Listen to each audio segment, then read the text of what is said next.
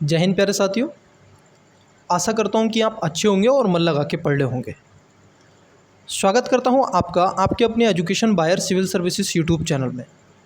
मैं mister Kumar. Students, आपकी जो ज्योग्राफी की 1000 जो 100 प्लस की एमसीक्यू की क्लास कराई जा रही है, उसमें हमारा जो टॉपिक चल रहा था वो चल रहा था आपका ड्रेन सिस्टम, अपवाह तंत्र, जिसमें हमने कई ऐसी रिवर के बारे में आपसे चर्चा कर ली है। अब तक ये रिवर सिस्टम पर आपकी दूसरी से तीसरी क्लासेस है। अगर आपने जो पिछली क्लासेस हो गई हैं ज्योग्राफी के एमसीक्यू को लेकर के अगर वो नहीं देखी है तो मैं रिकमेंड करूँगा कि आप आवश्यक रूप से इस क्लासेस को जा कर के देखें स्टूडेंट्स और समझें,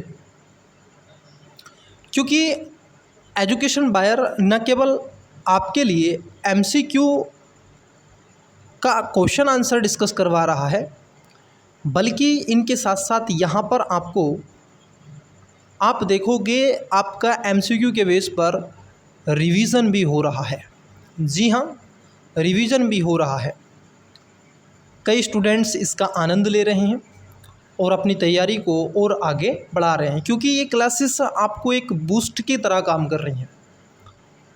और ये क्लास न केवल आप देखोगे यूपीएससी, बल्कि यूपीएससी के साथ साथ अगर आप किसी भी स्टेट का चाहे पीसीएस आप दे रहे हैं तो उनके लिए बहुत ज़्यादा ज़रूरी है, जिसमें आप UP PCS, Bihar PCS, MP PCS और राजस्थान आरजे आता है, हरियाणा एचआर, या इन सब के अलावा उत्तराखंड और जो हिंदी भाषी क्षेत्र महाराष्ट्र पीसीएस अगर आप देते हैं, गुजरात पीसीएस भी अगर आप देते हैं, तो आपके लिए ये बहुत ज़्यादा उपयोगी क्लासेस है। अगर आप पहली बार चैनल पर आए हैं तो चैनल को सब्सक्राइब कर लीजिएगा और वीडियो को लाइक और शेयर कर दीजिएगा। स्टूडेंट्स, अगर आप ऑलरेडी पहले से एजुकेशन परिवार के सदस्य हैं तो आपका भी हार्दिक स्वागत है, अभिनंदन है। मन लगा के पढ़ते रहिएगा और यदि कोई आपका डाउट हो तो आप मुझसे टेलीग्राम और इंस्टाग्राम पर जाकर के क्वेश्चन पूछ सकते हैं। हालांकि मैं थोड़ा सा बिज़ी रहता हूं, क्योंकि क्लासेस करनी होती हैं, कई क्लासेस होती हैं, परंतु टेक्निकल टीम के माध्यम से मुझे मैसेज उपलब्ध हो जाता है और जैसे ही मुझे समय मिलता है तो मैं आपके रिकमेंड और जो आपके क्वेश्चन होते हैं उनका आंसर देने का प्रयास करता हूं। तो चलिए समय ना गवाते हुए पहला क्वेश्चन लेते हैं। पहला क्वेश्चन है आपका, यहाँ हम 34 या 33 क्वेश्चन तक हम आपसे डिस्कस कर चुके थे। ये 35 नंबर का क्वेश्चन है। आइए, एक दो क्वेश्चन अगर रिपीट भी होगा तो कोई दिक्कत नहीं है, आपका रिवीजन ही हो जाएगा, उसमें कोई ऐसा नहीं है। चलिए देखते हैं पहला क्वेश्चन।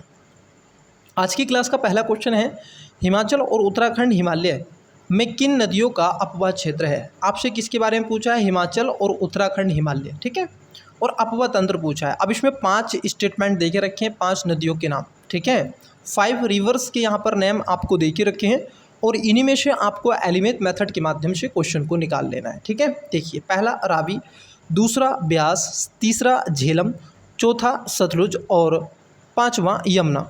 कूट दे के रखे हैं केवल 1, 2 और 3, बी केवल 1, 2, 4 और 5, सी केवल 2, 3, 4 और 5, डी उपयुक्त सभी। वीडियो को पॉज करें और करेक्ट आंसर बताने का प्रयास करें। ये होता है सर मेरे साथ में क्वेश्चन आंसर करने का तरीका। मैं तो बताऊंगा ये आंसर, मैं तो उसका एक्सप्लेनेशन भी बताऊंगा, बट आप अपने स्तर पर भी लीजिए तो आपको रियलाइज़ होगा कि मेरी तैयारी कितनी है और मैं कितना अच्छे से हूँ। कई स्टूडेंट्स कमेंट्स करते हैं और अच्छे से आंसर देते हैं, मैं देखता हूँ बड़ा अच्छा परफॉर्म वो करते हैं।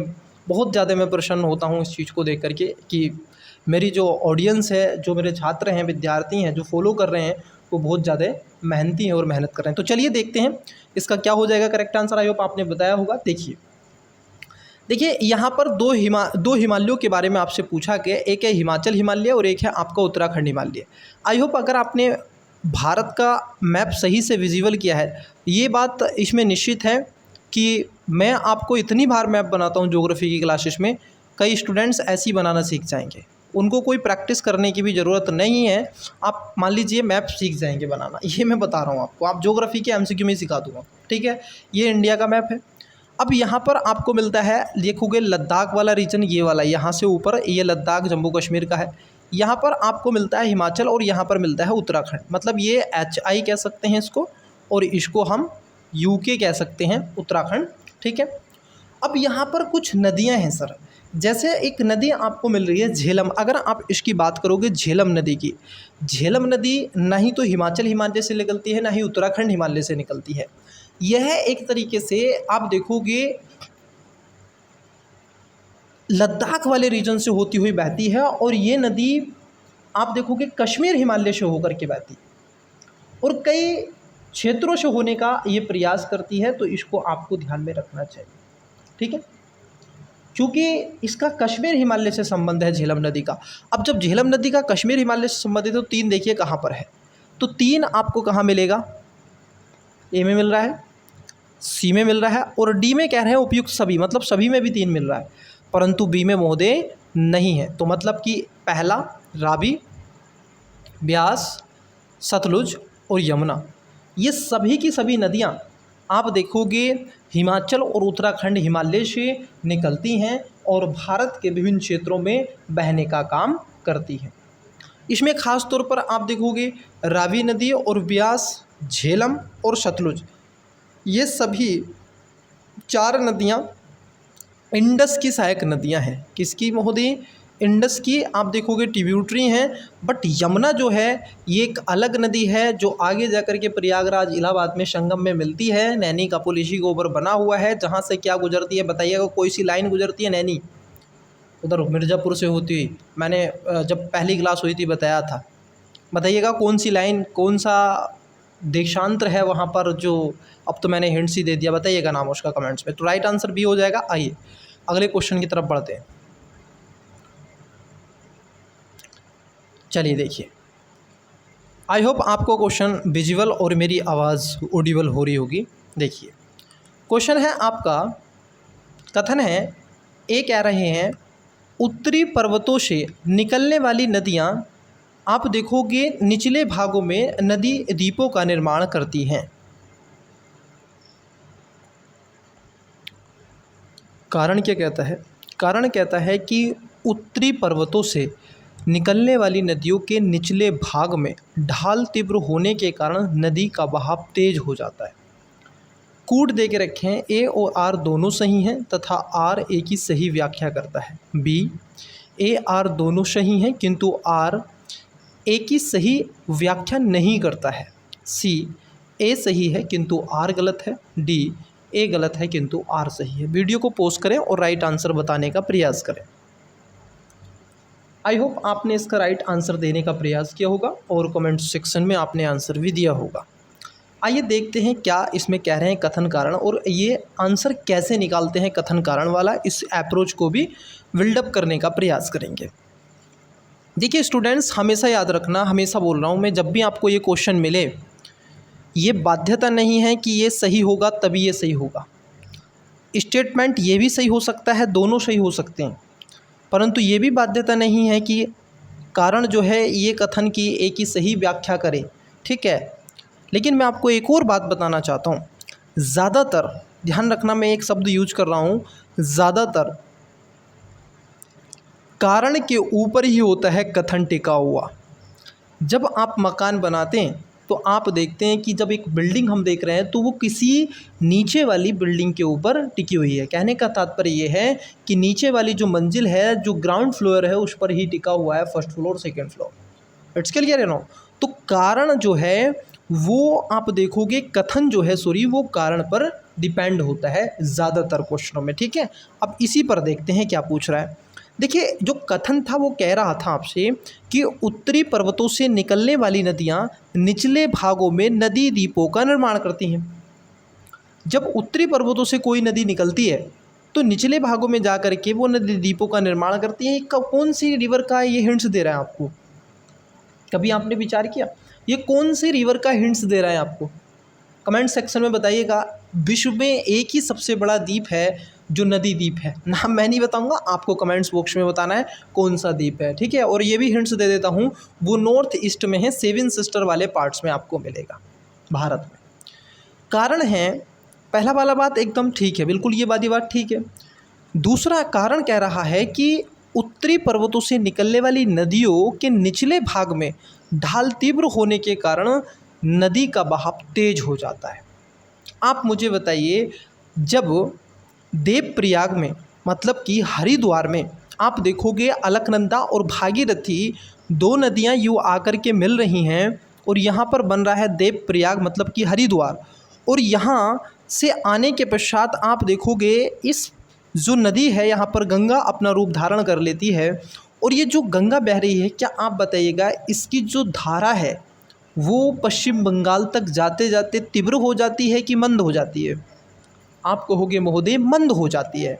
और यही बात ये कह रहे हैं इसका विपरीत, जब ये पहाड़ों से निकलती है, इसकी जहाँ पर ये नदियाँ आ रही हैं, चाहे अलकनंदा हो, पिंडारी हो, ठीक है, भागीरथी हो, ये नदियाँ जब आ रही हैं पर्वतों से, पहाड़ों से, फॉल वाटरफॉल से होती हुई जब पानी ये गिर रहा है, तो आप मुझे बताइए उसकी स्पीड जो होगी अपेक्षाकृत मैदानी भागों की क्या होगी, ज़्यादा होगी कि कम होगी? ज़्यादा होगी, क्योंकि पहाड़ी वाले क्षेत्रों में नदी इस तरीके से इस गर्त में बहने का काम करेगी गाइज।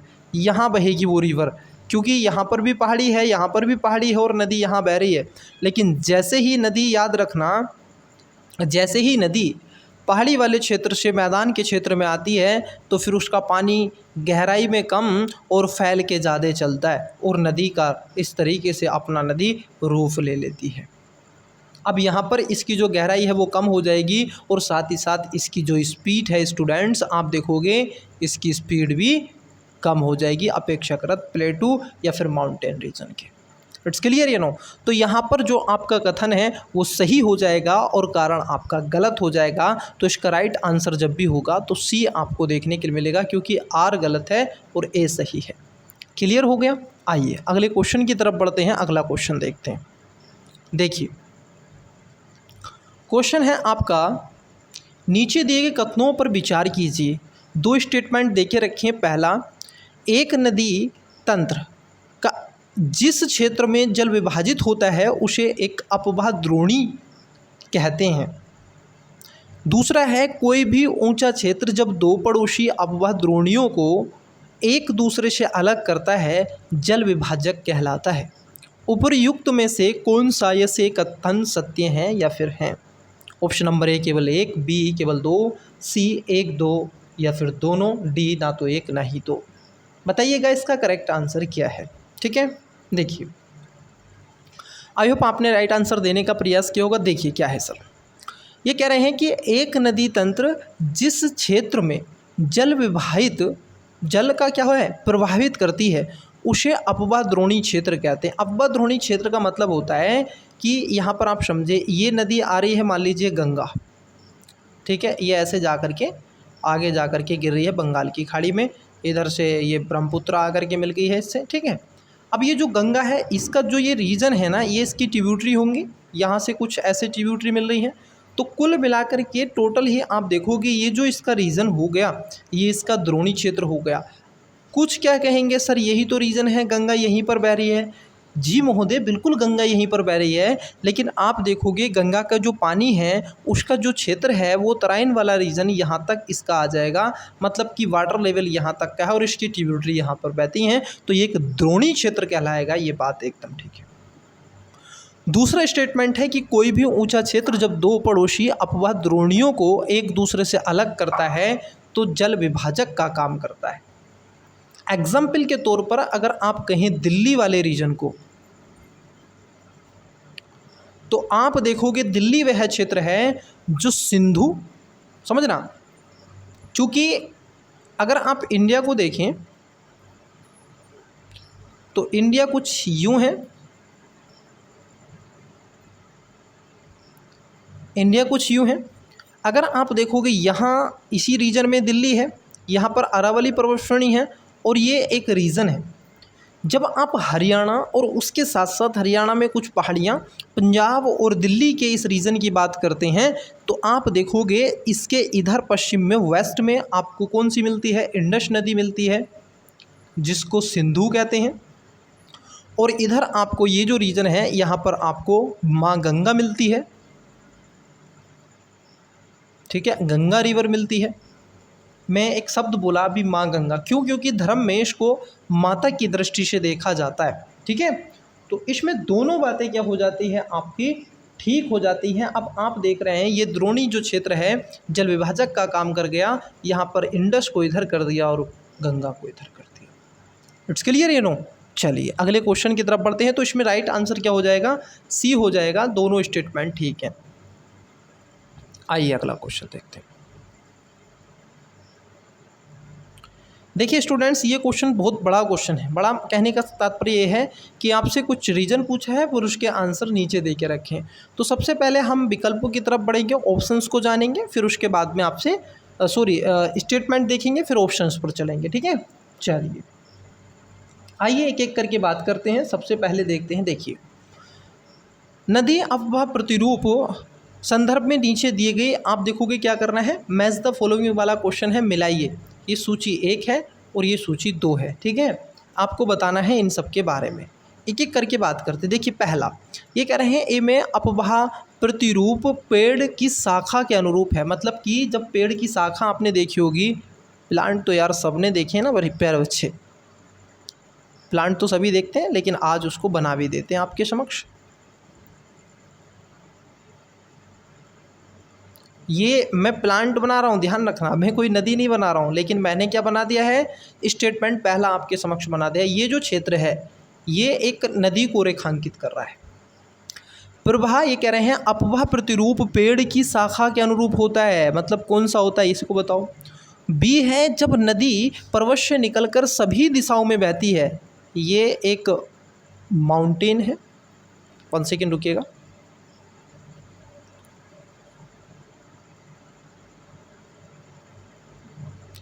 ये एक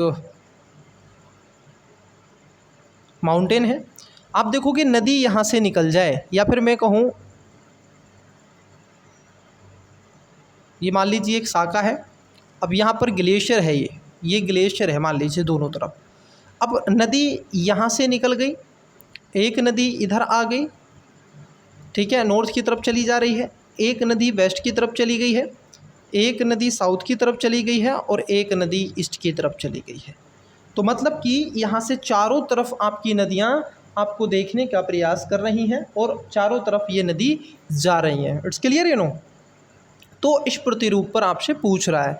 इसका उदाहरण सबसे अच्छा जो आपको मिलेगा वो क्षेत्र मिलेगा जिसमें मेघालय पर्वत श्रेणी, विंध्यन पर्वत श्रेणी, जहाँ से कई नदियाँ निकलती हैं, ठीक है। नर्मदा वहीं से निकलती है, ताप्ती वहीं से निकलती है, माही वहीं से आती है, कई नदियाँ हैं वहाँ से। दामोदर नदी यहीं से निकलती है जो पश्चिम बंगाल में बहती है, ठीक है। तो इसकी बात कर रहे हैं दूसरे में।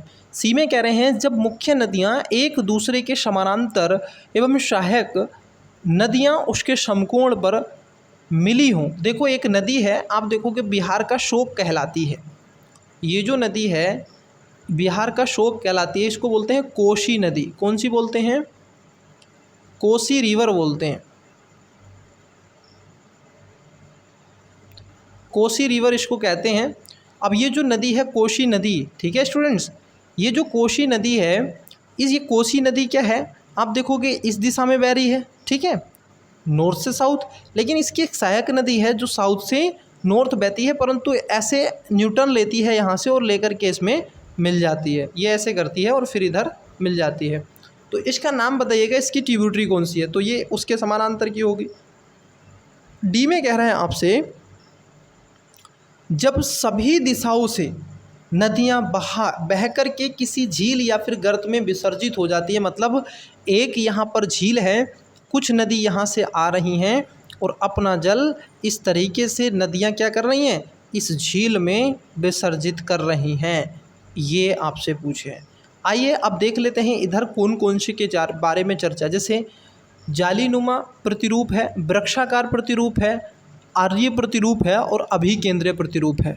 नीचे आपको मिलान दे के रखें। चलिए एक एक करके मिला लेते हैं कौन से का क्या है और कैसे, कहाँ, कब, कौन, क्या, ठीक है। देखिए सबसे पहले देखते हैं पहले वाले का, ठीक है। आइए मेरे साथ ही मिलाइएगा। इसका आंसर आप कमेंट्स में मत दीजिएगा, बट तुम मेरे साथ इसको कोशिश कीजिएगा करने का। देखिए अगर आप देखते हो पहले की हम बात, थोड़ा मैं इसको छोटा कर लेता हूँ ताकि यहाँ पर पूरी क्वेश्चन को ले सके, है ना।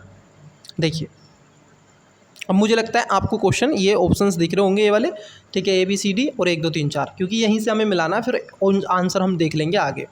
ये कह रहे हैं अब वह प्रतिरूप पेड़ की शाखा के अनुरूप होता है। इसमें स्वयं कहा गया पेड़ की शाखा, जो मैंने बना के दिखाया, मतलब कि पहले का आंसर क्या होगा, 2 होगा। यहाँ पर वृक्ष के प्रतिरूप की बात भी कर दी गई।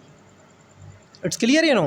तो इसका आंसर क्या होगा, 2 होगा आपका ए का आंसर, ठीक है, ए का आंसर होगा 2। क्लियर। जब नदी पर्वत से निकलकर सभी दिशाओं की ओर बहती है, मैंने आपको बताया कहाँ बह रही है, सभी दिशाओं की ओर बहने का प्रयास कर रही है, उसके बारे में आपसे पूछ रहा है।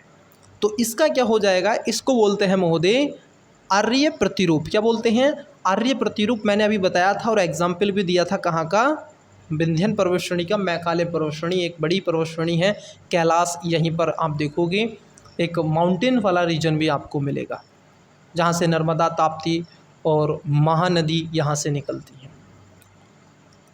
उसके बाद पूछा जा रहा है आपसे, बी का तीसरा हो गया।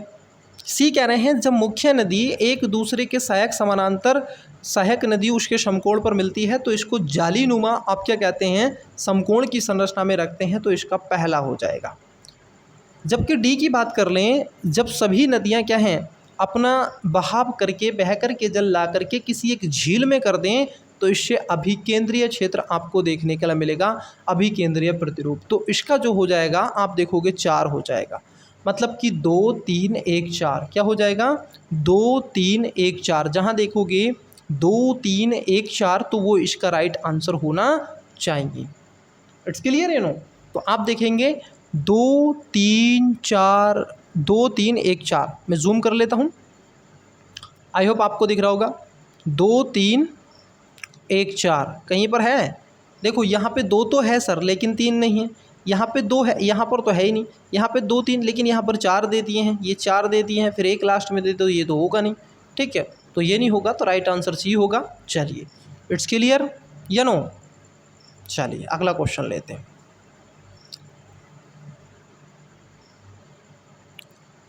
कई स्टूडेंट्स को डाउट है, बिगिनर मेरे एस्पिरेंट्स हैं, लेकिन आप मुझ पे बिलीव कीजिए, आपने एजुकेशन बायर सिविल सर्विसेज परिवार को चुना है। यहाँ पर कोई मार्केटिंग नहीं, यहाँ पर कोई ऐसे नहीं कि पैसे के टारगेट को ध्यान में रख कर के चीज़ें आपसे करवाई जा रही हैं, ठीक है। बस हाँ, एक मोटिवेशन मुझे आपकी तरफ से मिलता रहे, आपके लाइक, आपके कमेंट्स, आपका सब्सक्राइबर मुझे अगर दिखता रहेगा तो एक मोटिवेशन मुझे मिलेगा, और मुझे ये रहेगा कि हाँ मेरे स्टूडेंट्स भी ऐसे एक्टिव हैं जैसे मैं, इतना उनके प्रति प्रतिबद्ध हूँ, समर्थ हूँ, इसी तरीके से वो भी एजुकेशन परिवार की तरफ, सिविल सर्विस की तरफ आप देखोगे झुके हुए हैं, और वो भी तन मन धन से लगे हुए हैं, ठीक है। आप तन और मन से लग जाइएगा, धन से मत लगिएगा, एजुकेशन बायर के साथ में धन में लगा लूँगा। चलिए देखिए, नीचे दिए गए कथनों पर विचार कीजिए। यहाँ पर 3 स्टेटमेंट है। पहला, बड़ी नदियों के जल ग्रहण क्षेत्र को जल संभर कहते हैं, मतलब आप देखोगे वाटर शेड कहते हैं। दूसरा है, छोटी नदियों व नालों द्वारा अपवाहित क्षेत्र को नदी द्रोणी कहते हैं। ये अभी टर्मोलॉजी बताई है मैंने आपको, इससे पिछले स्टेटमेंट में पूछा गया भी था, सेकंड लास्ट में। तीसरा स्टेटमेंट है, नदी द्रोणी या जल संभर के एक भाग में परिवर्तन का प्रभाव अन्य भागों या फिर संपूर्ण क्षेत्र में देखा जा सकता है। उपयुक्त में से कौन सा ये से कथन असत्य हैं? क्या है असत्य आपसे पूछ रहा है। ऑप्शन नंबर ए केवल 1 और 2, बी केवल 2 और 3, सी केवल 1 और 3, डी केवल 3। बताइएगा स्टूडेंट्स इसका राइट आंसर क्या हो जाएगा।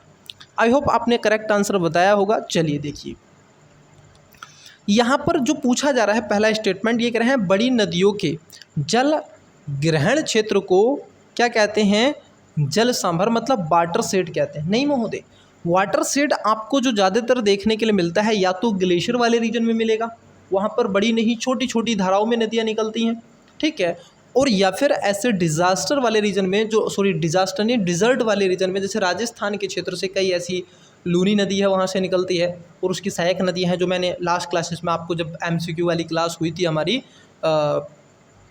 ठीक है, तो उसमें मैंने करवाया था ज्योग्राफी वाली में, रिवर सिस्टम वाली इसी की क्लास जो हुई थी, तो आप देखोगे ये गलत है। और छोटी नदियाँ ये नदी द्रोणी नहीं होती हैं, ठीक है। नदी द्रोणी एक बहुत बड़ा क्षेत्र है जहाँ पर वो है मुख्य नदी और उसकी ट्रिब्यूटरी मतलब जो सहायक नदियाँ हैं उसके साथ हों, जैसे घग्गर है, ठीक है, रमंगा है, गंडक है, कोशी है, ठीक है, उसके साथ साथ सोन है, ये सब नदियाँ हैं। यमुना है, ये गंगा के क्षेत्र में है।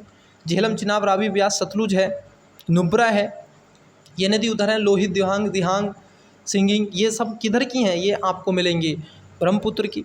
वैसे ही आप भीमा की बात कर, आप तुंगभद्रा आप देखते हो, भीमा देखते हो, मोशी देखते हो, ठीक है, ये उधर कृष्णा की। तो ये सब क्या है, जहाँ जिस क्षेत्र में मुख्य नदी है और उसकी ट्रिब्यूटरी, उसकी सहायक नदियाँ वहाँ पर बहने का काम करती हैं। तो दूसरा स्टेटमेंट भी गलत है, पहला स्टेटमेंट गलत है। यहाँ पर दूसरे स्टेटमेंट की बात यहाँ पर पहले में कर दी गई और पहले स्टेटमेंट की बात दूसरे में कर दी गई।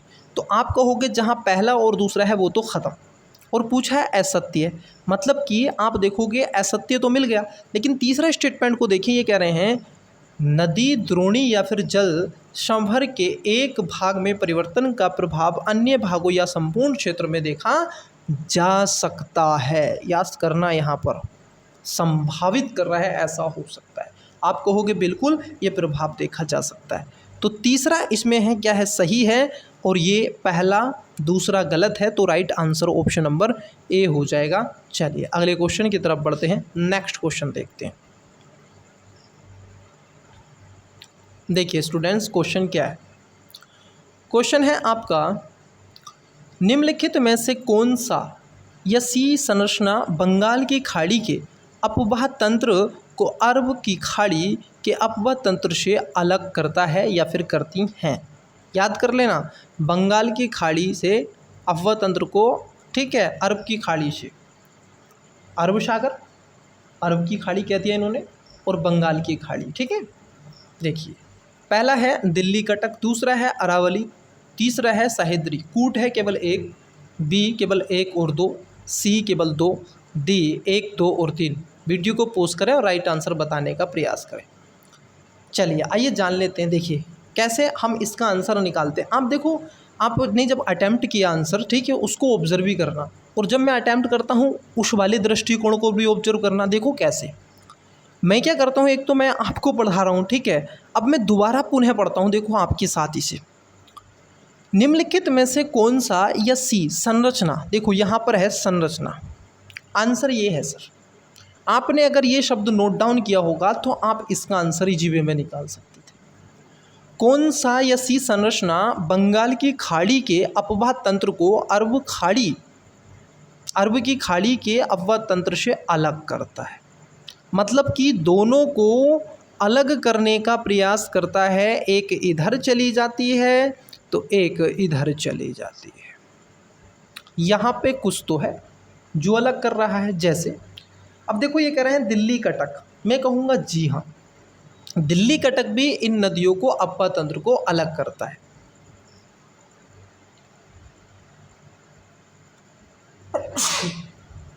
सॉरी स्टूडेंट्स, मैंने कहा आपसे कोल्ड है, मेरी तबीयत थोड़ी सही नहीं है, लेकिन मैं आपकी क्लास नहीं रोकूँगा, ठीक है, चिंता मत कीजिए। तो दिल्ली जो कटक है, आप देखोगे ये क्या करती है, जो आपकी गंगा और यमुना, गंगा की सहायक नदी और इंडस को क्या करती है, अलग करती है। ये बात एकदम सही है। अरावली की अगर हम बात कर ले, अरावली की जब श्रेणी की आप बात करते हो तो अरावली यहाँ पर है, ठीक है।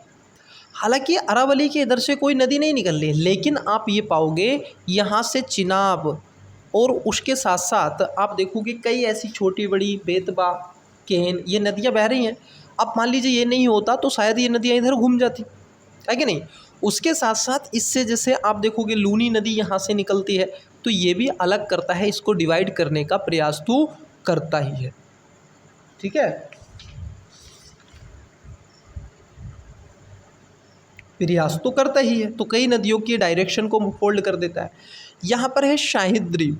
सह्याद्री पर्वत श्रेणी आपको कहाँ पर मिलेगी, महाराष्ट्र के रीजन में मिलेगी। यहाँ याद करना, नासिक वाला रीजन यहीं पर है और यहीं से निकलती है गोदावरी नदी। कौन सी निकलती है, गोदावरी।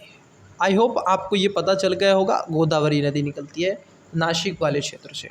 अब यही है, अब जब आप इसके इधर आते हो, इस शाहिदरी के इधर आते हो, तो यहाँ से कई नदियाँ इधर चली जाती है छोटी बड़ी, ठीक है, तो ये भी डिवाइड करता है।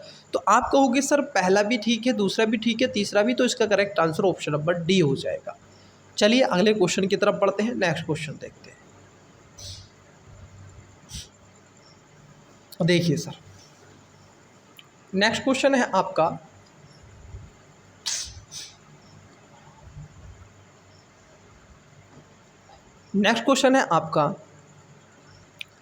हिमालय पर्वत श्रृंखला की किन दो श्रेणियों के बीच सिंधु नदी अपवाहित होती है।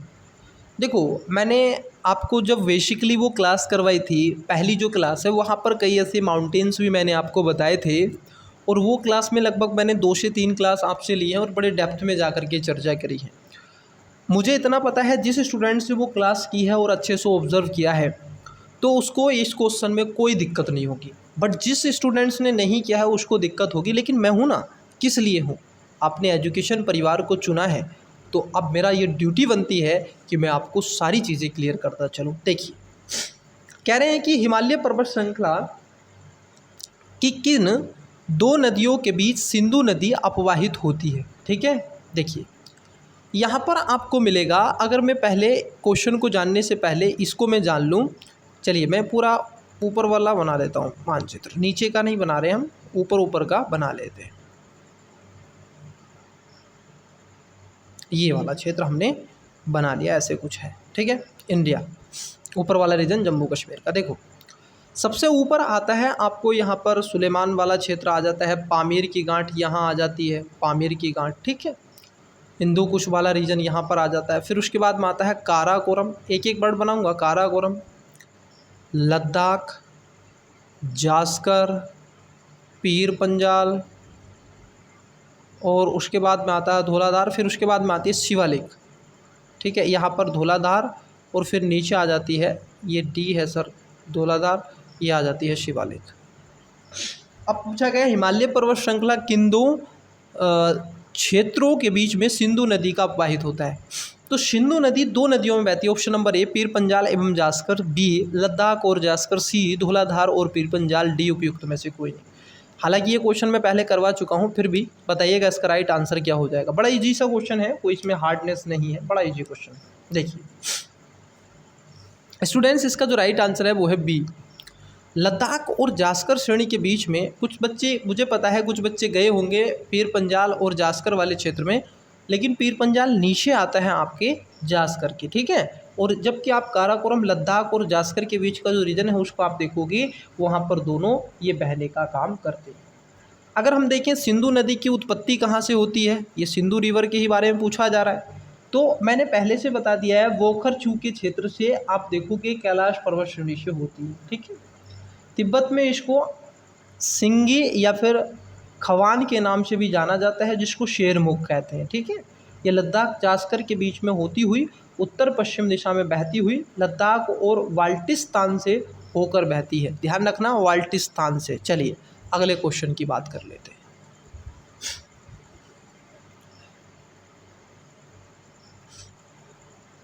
क्वेश्चन है आपका, निम्नलिखित में से सिंधु की कौन कौन सी सहायक नदियां सुलेमान श्रेणी से निकलती हैं। अच्छा बताइएगा कमेंट्स बॉक्स में, सुलेमान ये श्रेणी कहाँ पर है, सुलेमान और इरफान और पठान, ठीक है। तो सुलेमान माउंटेन्स कहाँ पर है, ये पर्वत श्रेणी, माउंटेन जो सुलेमान रेंज है ये स्टूडेंट्स कहाँ पर है, कमेंट्स में ज़रूर बताइएगा। अब देखिए इसमें 5 स्टेटमेंट है। पहला गोमल, दूसरा तोपची, तीसरा श्योक, चौथा नुब्रा और 5वां विभोबा। कूट दे के रखे हैं, केवल 1 2 3, बी केवल 1 3 4 5, सी केवल 1 2 और 5, डी केवल 2 और 5। बताइएगा करेक्ट आंसर क्या है, इसका राइट आंसर देने का प्रयास कीजिएगा। आई होप आपने इसका राइट आंसर दिया होगा। आइए एक एक करके बात कर लेते हैं, ठीक है। देखिए पहला है सर गोमल। गोमल नदी जो है ये सुलेमान श्रेणी से निकलती है, इसमें कोई दुराग्रह नहीं है। तोपची ये भी एकदम करेक्ट है, तोपची भी यहीं से निकलती है। लेकिन एक यहाँ पर नदी का नाम ले लिए हैं श्योक, श्योक नदी के नाम लिए हैं ये शोक का, ठीक है। किसका नाम लिए हैं, श्योक नदी का ये नाम लिए हैं सर। आप देखोगे ये शोक नदी इसका पार्ट्स नहीं है, ठीक है। आप देखोगे शोक नदी चूँकि इसका पार्ट्स नहीं है। उस सब के अलावा नुब्रा, देखो शोक इसका पार्ट नहीं है, नुब्रा इसका पार्ट नहीं है। शोक और नुब्रा वाला जो क्षेत्र है ये आपको तिब्बत वाले क्षेत्र का भाग है, ठीक है। ये किसका है? तिब्बत वाले क्षेत्र का ये आपको भाग देखने के लिए मिल जाता है, इसीलिए ये इसकी सहायक नहीं है। जबकि तोपची, गोमल और उसके साथ साथ आप देखोगे विवोहा ये भी है। तो आप कहोगे पहला दूसरा पांचवा, जहाँ पहला दूसरा पांचवा होगा, पहली बात जहाँ 3 होगा उसको कट कर दो, 3 वाला ख़त्म करो, ये ख़त्म, ये ख़त्म। नुब्रा ये भी नहीं है, पहला ठीक है, दूसरा ठीक है और पांचवा ठीक है, तो इसका आंसर सी आ जाएगा। हालांकि ये नदियाँ, ये सभी नदियाँ तो भाग हैं किसका? सहायक नदियाँ हैं। एक द्रोणी रीजन सिंधु का ही है, परंतु ये पूछा कहाँ से है? सुलेमान से पूछा है, सुलेमान से पूछा है मेरे भाई। तो गोमल, तोपची और बिवोहा ये इसकी सहायक नदियां हैं जो सुलेमान से निकलती हैं। जबकि नुब्रा और श्योक जो है ये तिब्बत वाले क्षेत्र मतलब लद्दाख वाले क्षेत्र, काराकोरम वाले क्षेत्र से निकलती हैं। इसका राइट आंसर सी है। अगले क्वेश्चन की तरफ बढ़ते हैं। चलिए देखिए क्वेश्चन क्या है। क्वेश्चन है आपका, ये कह रहे हैं कि सिंधु नदी तंत्र, सिंधु नदी तंत्र के संबंध में नीचे दिए गए कथनों पर विचार कीजिए। अब देखो आपको सिंधु नदी तंत्र दे के रखा है और 2 कथन दे के रखे। पहला, सिंधु की सहायक नदी ब्यास कुल्लू घाटी से गुजरती है। ब्यास और कुल्लू घाटी, कुल्लू घाटी मनाली आप सभी लोग आई थिंक जाने का प्रयास करते हैं, एक टूरिज्म प्लेस है इंडिया का नॉर्थ में। दूसरा है जम्मू कश्मीर में अवस्थित डल झील झेलम नदी पर अवस्थित है। उपयुक्त कथनों में से कौन सा ये से क्या है आपके सत्य हैं? ठीक है, केवल 1, बी केवल 2, सी 1 2 दोनों, डी ना तो 1 ना ही 2।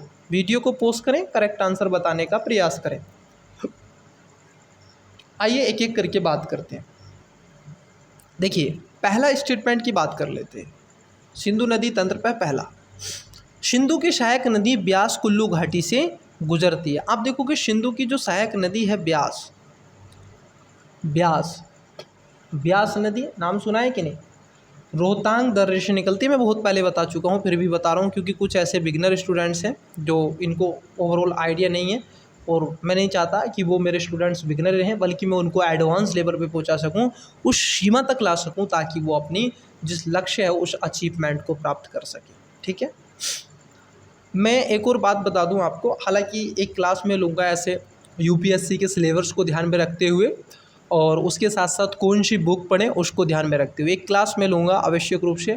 और ये क्लास जो मैं लूँगा मैं आपको बड़े अच्छे से उसके बारे में बता दूँगा। ठीक है, चलिए तो कहाँ से निकलती है? ब्यास कुंड वाले क्षेत्र से निकलती है, कुल्लू घाटी रोहतांग दर्रे के पास से। ठीक है, ये यहाँ पर क्लियर हो गया। इसको आप देखोगे आगे चलते हुए महाखंड होकर के जाती है और पंजाब में हरीके के पास, हरीके बैराज आपने सुना होगा, उसके पास जाकर के सतलुज में मिल जाती है। ठीक है, तो पहला वाला ठीक है। दूसरा है जम्मू की अवस्थित डल झील झेलम नदी पर अवस्थित। देखो ये आपका स्टेटमेंट एकदम गलत है, क्योंकि जो झेलम नदी पर अवस्थित जो झील है, अगर आप देखोगे ये कह रहे हैं कि डल झील, नहीं डल झील नहीं है, एक नदी एक झील है जिसको आप बोलते हैं बुलर। कौन सी झील बोलते हैं? बुलर झील। और मैंने इसके बारे में गूगल अध्ययन किया, माजिद हुसैन पढ़ा, दृष्टि की बुक पढ़ी, एनसीईआरटी पढ़ी और भी 1-2 क्लासेस मैंने किताब पढ़ी। ठीक है, अच्छी जो हो सकती थी यूपीएससी के लेवल की, ऐसी मैंने किताबें पढ़ी। तो मैंने इन नदियों के बारे में, चाहे डल झील हो, चाहे वो आपकी झेलम बुलर झील हो, तो इस लेक हो, बुलर लेक हो, डल लेक हो, इन सब के बारे में पढ़ा। इनकी बड़ी खूबियाँ रही हैं सर इतिहास के पन्नों पे, अगर तुम इसको पढ़ते हैं तो अपने स्तर पर। ठीक है, मेंस की पॉइंट ऑफ व्यू से खास तौर पे। तो इसलिए आप देखोगे इसमें सेकंड वाला स्टेटमेंट गलत है, पहला वाला ठीक है, पूछा था सत्य, तो आप कहोगे केवल 1 ठीक है क्योंकि दूसरा इसमें गलत है। चलिए अगले क्वेश्चन की तरफ बढ़ते हैं, अगला क्वेश्चन देखते हैं।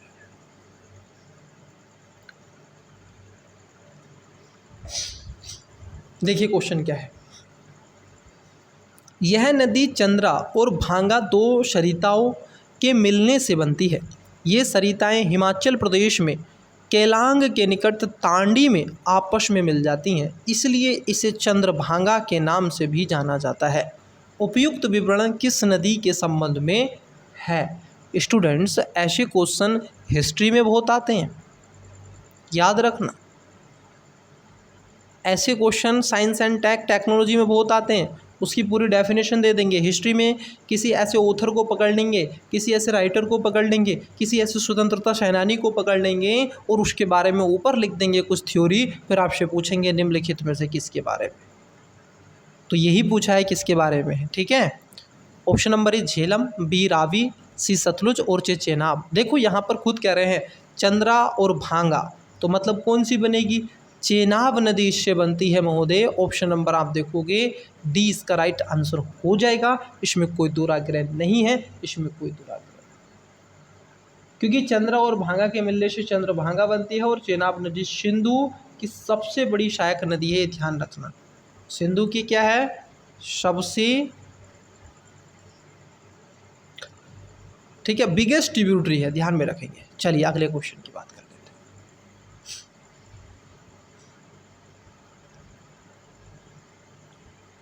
देखिए, गंगा नदी तंत्र के संबंध में नीचे दिए कथनों पर विचार कीजिए।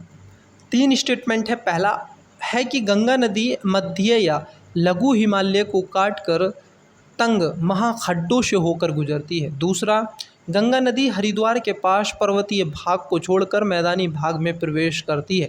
कहाँ? हरिद्वार के पास। तीसरा है परमद्वीप के समीप यह नदी बंगाल की खाड़ी में जा मिलती है। परमद्वीप पूछा है सर आपसे, बड़ा अच्छा ये द्वीप आइलैंड पूछा आपसे। उपयुक्त में से कौन सा ये से कथन असत्य है? यहाँ पर देखो क्वेश्चन का क्रक्स ये है, ये डिसाइड करेगा आपका आंसर। पहला है ऑप्शन ए है केवल 1 और 2, बी केवल 2 और 3, सी केवल 1 और डी केवल 3। बताइएगा करेक्ट आंसर क्या होगा वीडियो को पॉज करके। मैं थोड़ा पानी पी लेता हूँ, आप क्वेश्चन का अटेम्प्ट कीजिएगा।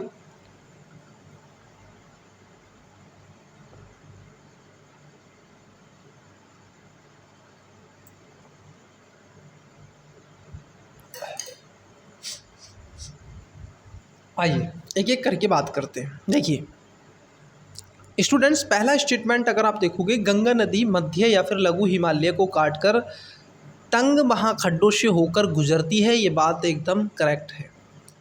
आप जब दिवांग आप पढ़ते हैं, जब आप जो हिमालय से निकलने वाली नदियां और पर्वतीय वाले क्षेत्र में पढ़ते हैं, जिसको आप बांगर कहते हैं, उस क्षेत्र की आप बात करते हैं, तो आप देखोगे उस भावर के क्षेत्र में, जैसे आप रिवर सिस्टम पढ़ते हैं ना, तो एक क्षेत्र पढ़ते हैं नॉर्थ इंडिया में, ये बहुत ज़रूरी है समझना।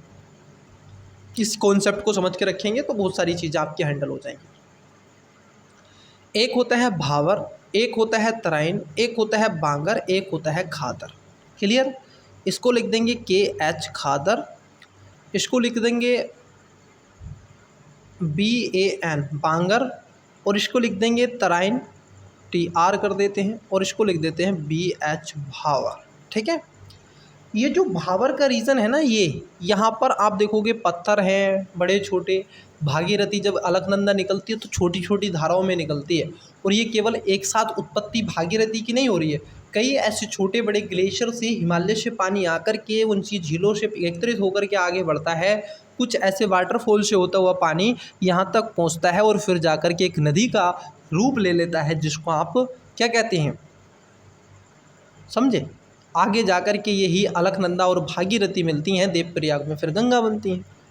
तो फिर आ जाता है तराइन। यहाँ पर नदियाँ आपको स्पष्ट साफ आती हैं, क्योंकि भावर वाले रीजन में नदियाँ पत्थरों के, बजरी के, जो वहाँ पर मिट्टी है वो वाली कंक्रीट के नीचे बहती हैं। ठीक है, तराइन में आपको सामने आ जाती हैं।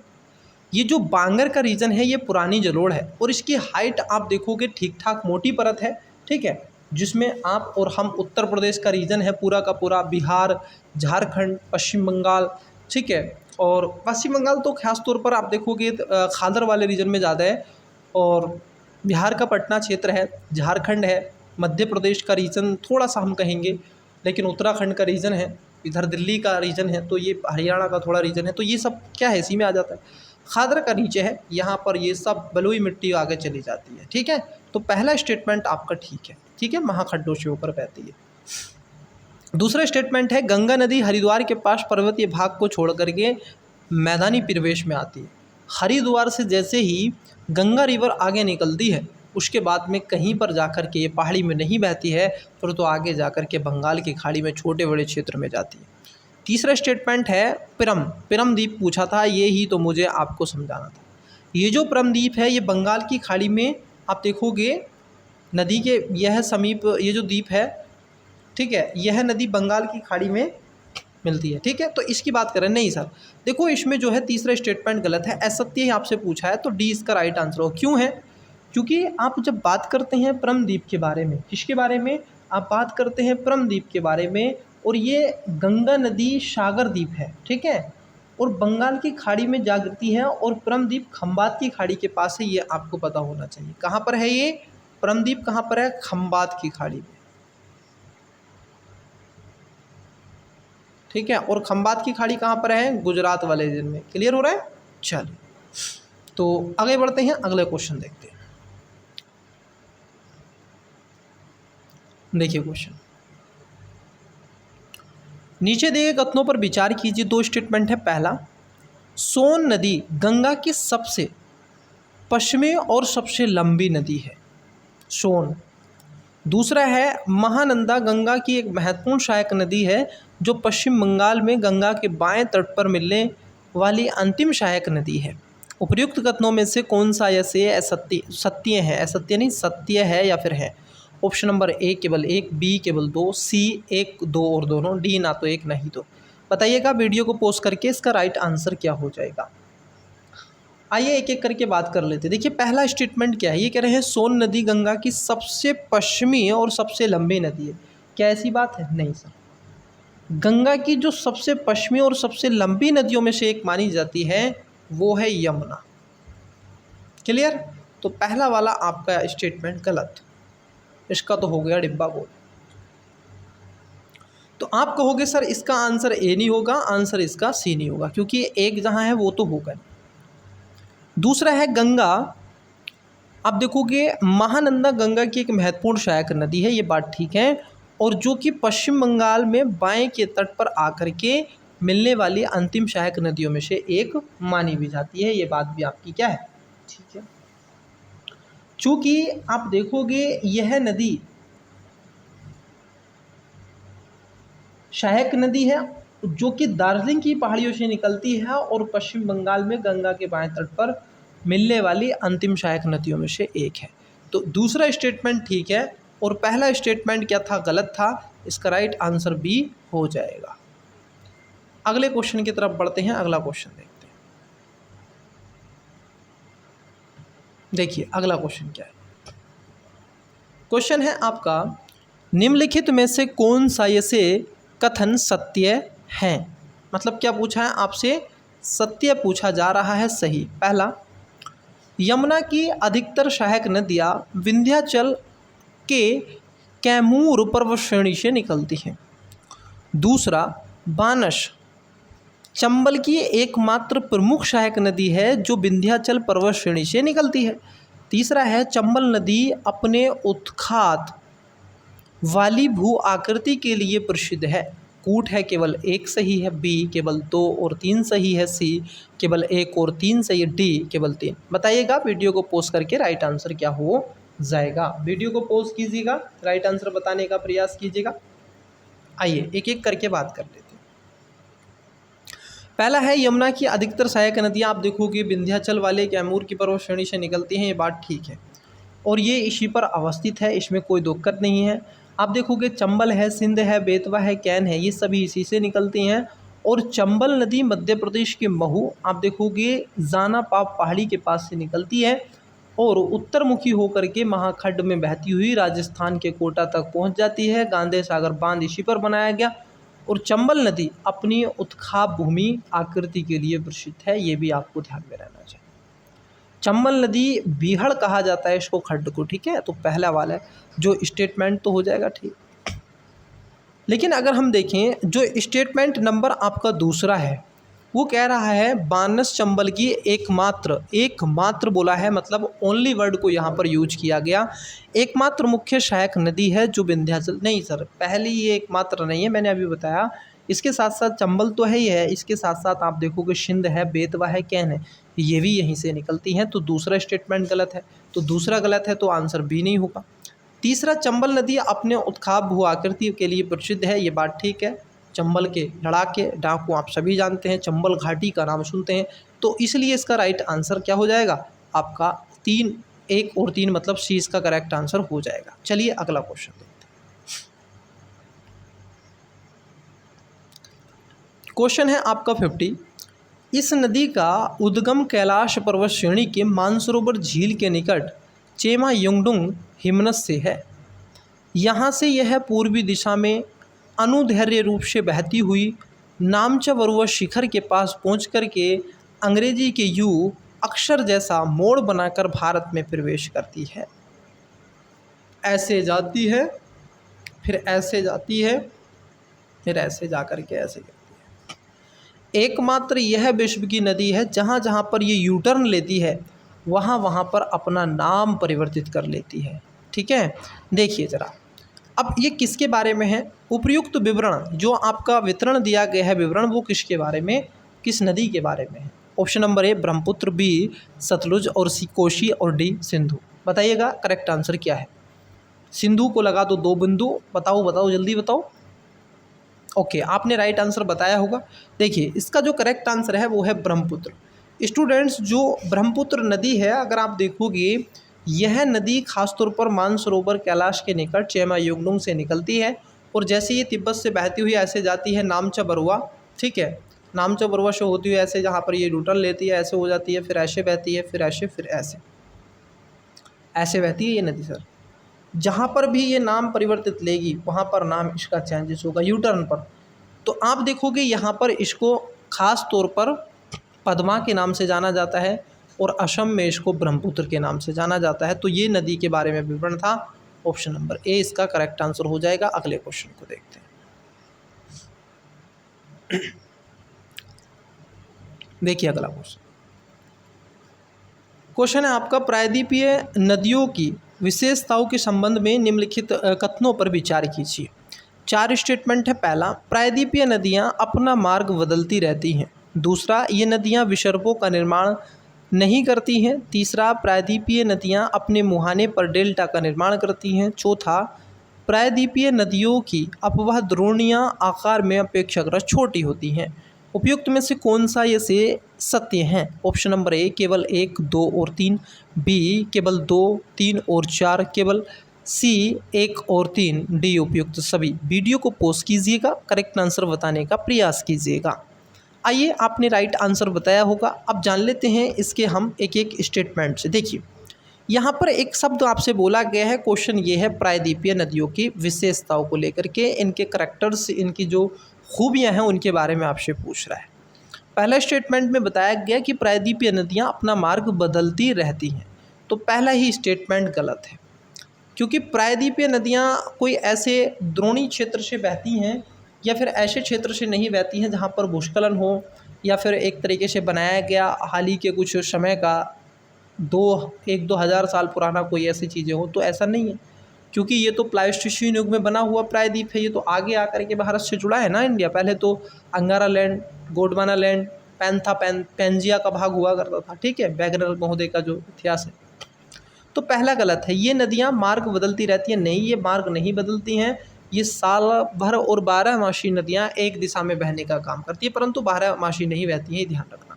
तो पहला गलत है। पूछा था सत्य है, अब सत्य पूछा था, ए आंसर नहीं होगा, सी आंसर नहीं होगा और डी आंसर नहीं होगा, क्योंकि डी में उपयुक्त सभी दे के रखा है, मतलब सभी को बता रहा है। तो आंसर तो हमें मिल गया कि इसका ये होना चाहिए। दूसरा स्टेटमेंट जान लेते हैं क्या है। पहला तो इसमें गलत है। दूसरा स्टेटमेंट है ये नदियाँ विसर्पों का निर्माण नहीं करती हैं, बात एकदम ठीक है। प्रायद्वीपीय नदियाँ अपने मुहाने पर डेल्टा का निर्माण करती हैं, ये भी बात ठीक है। जितनी भी प्रायद्वीपीय नदियाँ हैं सामान्यतः बंगाल की खाड़ी में गिरने वाली नदियाँ डेल्टा का निर्माण करती हैं। इन सब के अलावा प्रायद्वीपीय नदियों की अपवाह द्रोणियाँ आकार में अपेक्षाकृत छोटी होती हैं, क्योंकि ये नीचे तक पहुंच चुकी हैं, जहां तक इन्हें पहुंचना था इन्होंने अपनी खुदाई अंतिम क्षणों तक कर ली है और इनको ज़्यादा नहीं करना था। तो इसका राइट आंसर क्या हो जाएगा, बी इसका करेक्ट आंसर हो जाएगा, 2 3 4। यहाँ तक चीज़ें क्लियर हैं कि नहीं? आइए अगले क्वेश्चन की बात कर लेते हैं। देखिए क्वेश्चन क्या है। क्वेश्चन है, निम्नलिखित में से कौन सा ये से कथन सत्य है? दो स्टेटमेंट है। पहला, पश्चिमी घाट प्रायद्वीपीय नदियों के बीच जल विभाजक का कार्य करता है, वेस्टर्न घाट। दूसरा है कि प्रायद्वीप के उत्तरी भाग से निकलने वाली नदियां गंगा नदी तंत्र के अंग हैं। ये कह रहे हैं। कूट है केवल एक, बी है केवल दो, सी है एक दो और दो दोनों। अब पूछ रहे हैं डी में उपयुक्त में से कोई नहीं। बताइएगा इसका राइट आंसर क्या होगा। देखिए, अगर हम पहले स्टेटमेंट की बात कर ले, कह रहे हैं पश्चिमी घाट। बिल्कुल, पश्चिमी घाट जो है प्रायद्वीपीय नदियों को दो जल विभाजक के रूप में बांटने का काम करता है, एक वेस्ट और एक ईस्ट। दूसरा स्टेटमेंट भी आपका ठीक है कि प्रायद्वीप के उत्तरी भाग से निकलने वाली नदियां गंगा नदी तंत्र के क्षेत्र का हिस्सा है। तो इसलिए इसमें पहला भी ठीक है, दूसरा भी ठीक है। Right answer option number C हो जाएगा। अगले क्वेश्चन की तरफ बढ़ते हैं। आइए,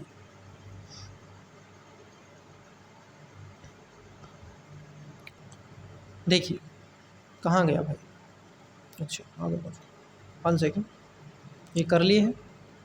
ये इस क्लास का महोदय अंतिम क्वेश्चन है, क्योंकि मेरी तबीयत थोड़ी ठीक मुझे नहीं लग रही है, कोल्ड हो रहा है तो मुझे थोड़ी सी प्रॉब्लम हो रही है। आइए, निम्नलिखित में से कौन सी नदियां भारतीय उपमहाद्वीप में पश्चिम की ओर प्रभावित होती हैं? क्या पूछ रहे हैं?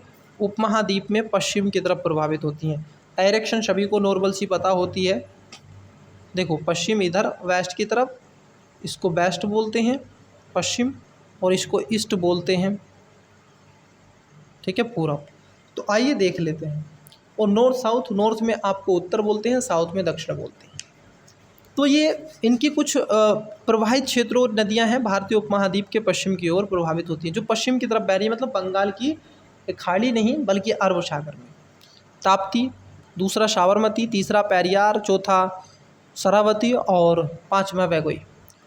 कूट दे के रखे हैं केवल 1 2 3 और 4, बी केवल 1 2 3 और 5, सी केवल 2 3 और 4, डी उपयुक्त सभी। बताइएगा इसका राइट आंसर क्या होगा।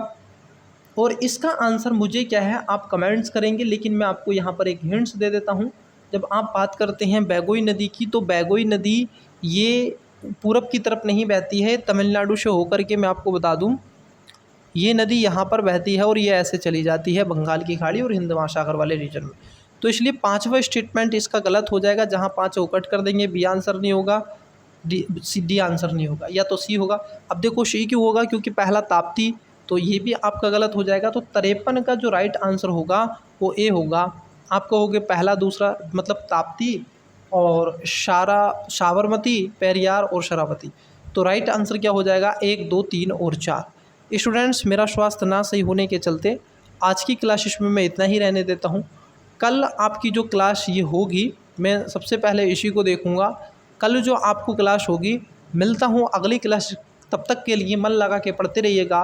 Best of luck. और चैनल को सब्सक्राइब नहीं किया है कर लीजिएगा, दोस्तों के साथ में शेयर करना मत भूलिएगा। चलिए मिलते हैं अगली क्लासेस में, तब तक के लिए बेस्ट ऑफ लक, बाय।